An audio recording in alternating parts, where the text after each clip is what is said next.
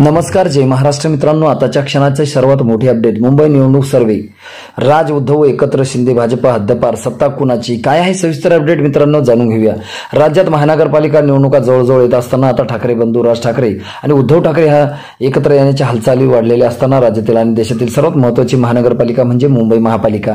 ठाकरे बंधू जर एकत्र आले तर मुंबईवर सत्ता कुणाची असेल याचा सर्वात मोठा विश्वसनीय सर्वे आपण घेऊन आलो आहोत. उद्धव ठाकरे आणि राज ठाकरे एकत्र आल्यास कोणात जास्त नुकसान होईल, एकनाथ शिंदे यांचं की भाजपाचं, आणि कोणाचे किती नगरसेवक निवडून येतील याचा सविस्तर आढावा आपण या बातमीपत्रात बघणार आहोत.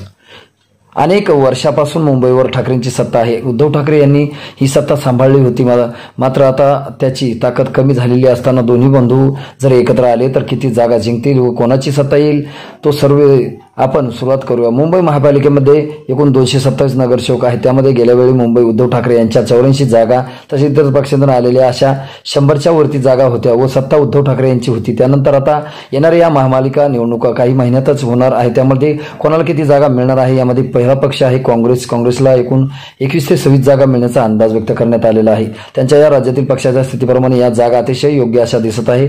त्यामुळे अवघ्या 21 ते 26 जागापर्यंतच येतील. त्यानंतर आहे शिंदे गटाच्या एकूण 23 ते 28 जागा यामध्ये येताना दिसत आहे. मुंबई महापालिका निवडणुकीत मराठी माणूस एकटू होऊन ठाकरेंनाच निवडून देतो. त्यामुळे मुंबईमध्ये शिंदेंना 23 ते 28 जागा समाधान मानावं लागेल. त्यामुळे राज ठाकरे आणि उद्धव ठाकरे हे एकत्र आल्यावर शिंदे गटाला सर्वात मोठं नुकसान झालेलं या निवडणुकीत बघायला मिळू शकतं. त्यानंतर पुढील पक्ष आहे भाजपाची ताकद मुंबईमध्ये जास्त होती, परंतु भाजपला 43 ते 48 जागेवर समाधान मानावं लागेल. म्हणजे जवळजवळ 50% नुकसान हे गेल्या वेळेपेक्षा भाजपला दिसत आहे.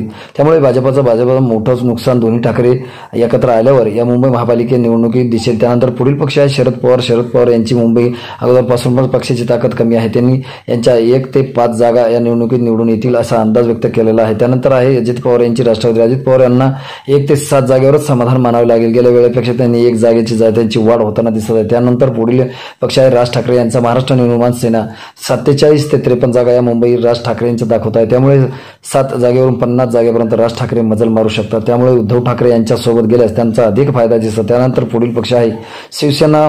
उद्धव ठाकरे यांचे 78 ते 83 जागा या उद्धव ठाकरे यांना मिळताना दिसत आहे. त्यामुळे उद्धव ठाकरे यांची हे अगोदरच्या जागा होत्या त्याच जागा येताना निवडणुकीमध्ये दिसत आहे. यामध्ये उद्धव ठाकरे यांना चांगला फायदा होताना दिसत आहे. कारण त्यांच्या पक्षातून अनेक नगरसेवकांनी शिंदे गट आणि भाजपमध्ये एंट्री मारल्याने त्यांची ताकद कमी झाली होती. मात्र आता जवळजवळ मनसेसोबत सत्तेजवळ पोहोचत आहे. त्यामुळे एकूण 27 नगरसेवकांपैकी शिवसेना ठाकरे आणि राज ठाकरे यांची 125 पेक्षा जास्त जागा जिंकून पुन्हा एकदा मुंबई महापालिकेवर ठाकरे ब्रँडचा चालू ही युती 125 नगरसेवक निवडून आणून एक हाती सत्ता निर्माण करेल यात काही शंका नाही. मित्रांनो, तुम्हाला काय वाटतं? तुमची प्रतिक्रिया आम्हाला नक्की कळवा.